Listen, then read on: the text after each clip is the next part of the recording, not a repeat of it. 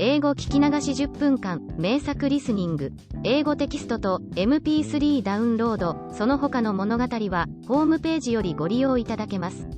88thpp.com 88thpp.com And, as it seemed to her, blue waves nodded in a strange manner. Then she took off her red shoes, the most precious things she possessed, and threw them both into the river. But they fell close to the bank, and the little waves bore them immediately to land. It was as if the stream would not take what was dearest to her, for in reality it had not got little Kay. But Gerda thought that she had not thrown the shoes out far enough, so she clambered into a boat which lay among the rushes, went to the farthest end, and threw out the shoes. But the boat was not fastened, and the motion which she occasioned, made it drift from the shore.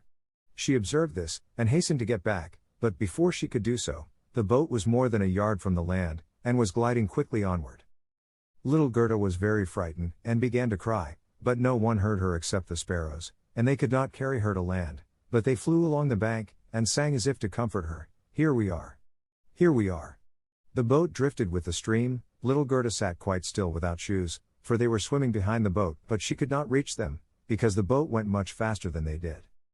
The banks on both sides were beautiful, lovely flowers, venerable trees, and slopes with sheep and cows, but not a human being was to be seen. "Perhaps the river will carry me to little Kay," said she, and then she grew less sad.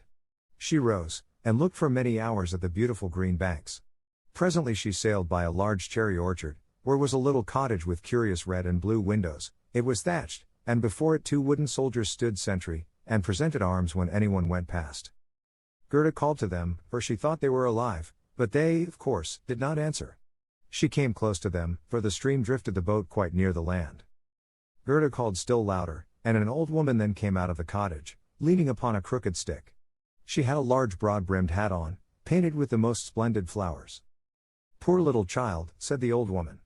"How did you get upon the large rapid river, to be driven about so in the wide world?" And then the old woman went into the water, caught hold of the boat with her crooked stick, drew it to the bank, and lifted little Gerda out. And Gerda was so glad to be on dry land again, but she was rather afraid of the strange old woman. "But come and tell me who you are, and how you came here," said she. And Gerda told her all, and the old woman shook her head and said, "Ahem. Ahem." And when Gerda had told her everything, and asked her if she had not seen little Kay, the woman answered that he had not passed there, but he no doubt would come, and she told her not to be cast down, but taste her cherries, and look at her flowers, which were finer than any in a picture book, each of which could tell a whole story. She then took Gerda by the hand, led her into the little cottage, and locked the door.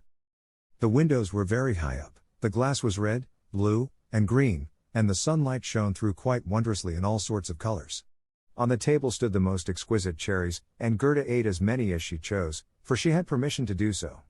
While she was eating, the old woman combed her hair with a golden comb, and her hair curled and shone with a lovely golden color around that sweet little face, which was so round and so like a rose. "I have often longed for such a dear little girl," said the old woman.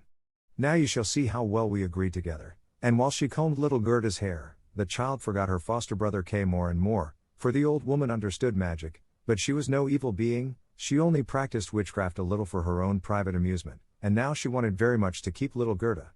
She therefore went out in the garden, stretched out her crooked stick towards the rose bushes, which, beautifully as they were blowing, all sank into the earth and no one could tell where they had stood. The old woman feared that if Gerda should see the roses, she would then think of her own, would remember little Kay and run away from her. She now led Gerda into the flower garden. Oh, what odor and what loveliness was there! Every flower that one could think of, and of every season, stood there in fullest bloom. No picture book could be gayer or more beautiful. Gerda jumped for joy, and played till the sun set behind the tall cherry tree. She then had a pretty bed, with a red silken coverlet filled with blue violets. She fell asleep, and had as pleasant dreams as ever a queen on her wedding day. The next morning she went to play with the flowers in the warm sunshine, and thus passed away a day. Gerda knew every flower, and, numerous as they were, it still seemed to Gerda that one was wanting, though she did not know which. One day while she was looking at the hat of the old woman painted with flowers, the most beautiful of them all seemed to her to be a rose. The old woman had forgotten to take it from her hat when she made the others vanish in the earth. But so it is when one's thoughts are not collected. "What?" said Gerda. "Are there no roses here?" And she ran about amongst the flower beds, and looked, but there was not one to be found.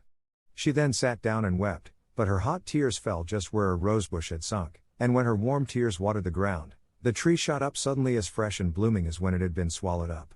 Gerda kissed the roses, thought of her own dear roses at home, and with them of little Kay. "Oh, how long I have stayed," said the little girl. "I intended to look for Kay. Don't you know where he is?" she asked of the roses. "Do you think he is dead and gone?" "Dead he certainly is not," said the roses. "We have been in the earth where all the dead are, but Kay was not there." "Many thanks," said little Gerda, and she went to the other flowers, looked into their cups, and asked, "Don't you know where little Kay is?" But every flower stood in the sunshine, and dreamed its own fairy tale or its own story, and they all told her very many things, but not one knew anything of Kay. Well, what did the tiger lily say? "Hearest thou not the drum? Bum. Bum. Those are the only two tones. Always bum. Bum. Hark to the plaintive song of the old woman, to the call of the priests. The Hindu woman in her long robe stands upon the funeral pile, the flames rise around her and her dead husband, but the Hindu woman thinks on the living one in the surrounding circle, on him whose eyes burn hotter than the flames, on him, the fire of whose eyes pierces her heart more than the flames which soon will burn her body to ashes. Can the heart's flame die in the flame of the funeral pile?" "I don't understand that at all," said little Gerda. "That is my story," said the lily. "What did the convolvulus say?" "Projecting over a narrow mountain path there hangs an old feudal castle. Thick evergreens grow on the dilapidated walls, and around the altar, where a lovely maiden is standing, she bends over the railing and looks out upon the rose. No fresher rose hangs on the branches than she, no apple blossom carried away by the wind is more buoyant. How her silken robe is rustling. Is he not yet come? Is it Kay that you mean?" asked little Gerda. "I am speaking about my story, about my dream," answered the convolvulus. "What did the snowdrops say?" "Between the trees a long board is hanging, it is a swing. Two little girls are sitting in it, and swing themselves backwards and forwards. Their frocks are as white as snow, and long green silk ribbons flutter from their bonnets. Their brother, who is older than they are, stands up in the swing. He twines his arms round the cords to hold himself fast, for in one hand he has a little cup, and in the other a clay pipe. He is blowing soap bubbles. The swing moves, and the bubbles float in charming changing colors. The last is still hanging to the end of the pipe, and rocks in the breeze. The swing moves. The little black dog, as light as a soap bubble, jumps up on his hind legs to try to get into the swing. It moves, the dog falls down, barks, and is angry. They tease him, the bubble bursts. A swing, a bursting bubble, such is my song. What you relate may be very pretty, but you tell it in so melancholy a manner, and do not mention Kay. What do the hyacinths say? There were once upon a time 3 sisters, quite transparent, and very beautiful. The robe of the one was red, that of the second blue, and that of the third white. They danced hand in hand beside the calm lake in the clear moonshine. They were not elfin maidens, but mortal children. A sweet fragrance was smelt, and the maidens vanished in the wood. The fragrance grew stronger, 3 coffins, and in them 3 lovely maidens, glided out of the forest and across the lake. The shining glowworms flew around like little floating lights. Do the dancing maidens sleep, or are they dead? The odor of the flowers says they are corpses, the evening bell tolls for the dead. You make me quite sad, said little Gerda. I cannot help thinking of the dead maidens. Oh. Is little Kay really dead? The roses have been in the earth, and they say no. Ding, dong. Sounded the hyacinth bells. We do not toll for little Kay, we do not know him. That is our way of singing, the only one we have. And Gerda went to the ranunculuses, that looked forth from among the shining green leaves. You are a little bright sun, said Gerda. Tell me if you know where I can find my playfellow. And the ranunculus shone brightly, and looked again at Gerda.